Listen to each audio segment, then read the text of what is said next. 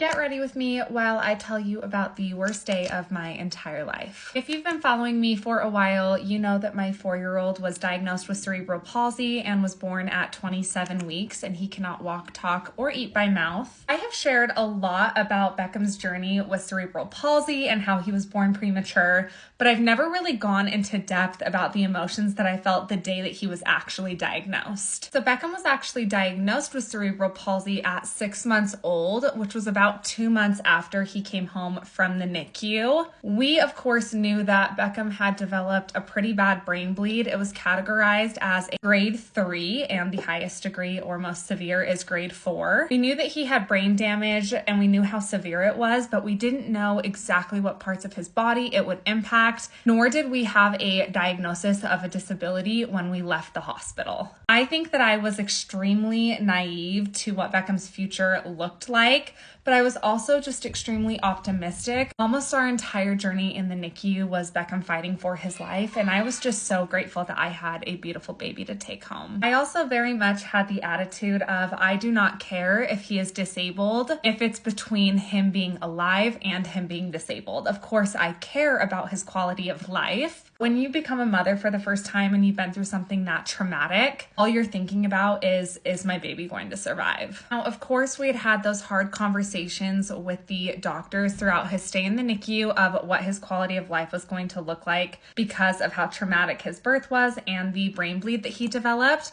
However, I thought that we would have had a disability diagnosis by the time we left the hospital and really didn't process that he would be diagnosed later in life. And when I say later in life, it was literally 2 months later. Of course, we knew that it was likely Beckham would have a disability. However, it is really hard to predict. There's definitely kids that have been born even more premature than Beckham and have a very normal, typical life. We were actually just going to the hospital to follow up on an appointment with neurology. I had no idea that we were walking into an appointment where they were actually going to test for CP. So as you can imagine, I am just a naive mom who is just so happy and optimistic because since being home from the NICU, Beckham has gotten off of oxygen. Everything seemed to be going incredible in terms of his health. And I do want to preface that just because you are disabled does not mean that you are unhealthy, but I was just really naive to basically everything at that point when it came to disability. So I just had no idea that that could even be in the cards for us at that point. When we got to the hospital, his neurologist who had followed him for his entire stay in the NICU, she started doing some tests on Beckham, just some physical tests to see how his body movements were. Then they had another observer come in and watch him. It was obviously a doctor. After they were done doing that, she asked for some privacy just with Hunter and I, and that's when she told us that Beckham was being diagnosed with cerebral palsy. We knew her very well at this point. She was literally the doctor who was there when they told us that Beckham was going to die. She knew how much we had been through, and she delivered the news very, very gently. I will never forget her grabbing my hand and saying, "I want you to remember that you are walking out of the hospital with the same baby that you walked into the hospital with." She also took the time to briefly explain exactly what cerebral palsy was and which specific type of cerebral palsy Beckham was being diagnosed with. He was being diagnosed with spastic cerebral palsy that mainly impacted his legs. He has muscle overtone, meaning that the muscles in his legs are always flexed, which is very, very painful and not something that can be cured. She also explained that it was very likely that Beckham would never be able to walk and that this could heavily impact his ability to eat by mouth, as well as his ability to sit up and stand independently. I think that people can be really quick to judge, but I want you to just take a moment and think about if I were to tell you those specific things about your child and the way that you would feel. In my personal experience, I definitely felt like I lost my son that day.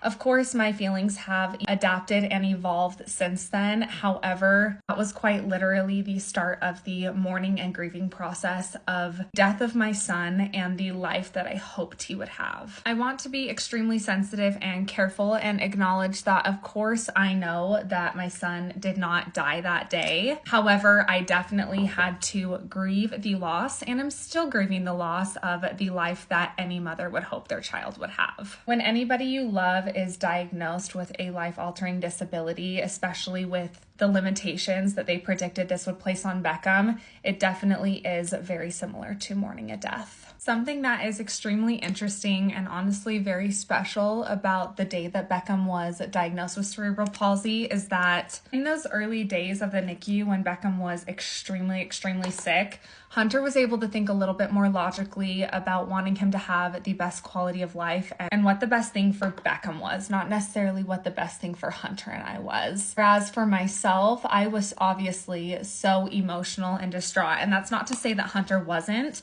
We just processed our grief very differently. For me, it was literally just life or death. I couldn't have cared less in the most respectful way possible if Beckham came out of the NICU disabled. All that I was focused on was wanting to take my baby home from the NICU, and I knew that I would nurture him and love him regardless of his quality of life, and that's all that I was able to process at the time. However, when it came down to Beckham actually being diagnosed with CP, Hunter was my absolute rock. The neurologist gave Hunter and I a little bit of time to process the information by ourselves, and she stepped out of the room. Hunter turned to me and just held me while I was an absolute basket case, bawling my eyes out. He just looked at me and said, "Baby," in one ear and out the other. Hunter in no way was disregarding the fact that Beckham had just been diagnosed with a disability. He was just reminding me that Beckham was going to have an amazing quality of life regardless, and that we were going to be able to give him that. It did take me a couple days to really be able to process the information that we had been given. Just to be totally upfront, I was literally in bed, mourning, bawling, and I just really couldn't get myself together for a couple days. But once the information processed and settled in, I was dedicated to giving my son the best life possible, and I knew that he would not want me to be grieving. As you guys have seen through the progress that I've been able to show you online, regardless of Beckham's disability, he has truly surpassed our expectations in literally every way. Of course, there is still a huge grieving process that will last our entire lifetime as Beckham gets to certain ages and we grieve different parts of his life. However, I can genuinely say that Beckham's spirit and soul are truly just so special and precious, and he is the best thing that has ever happened to us. I always say that Beckham has already taught us more than we will ever be able to teach him. Thank you guys so much for letting me share my precious baby boy with you. And of course, I want to remind you to be brave like Beckham. Love you. Bye.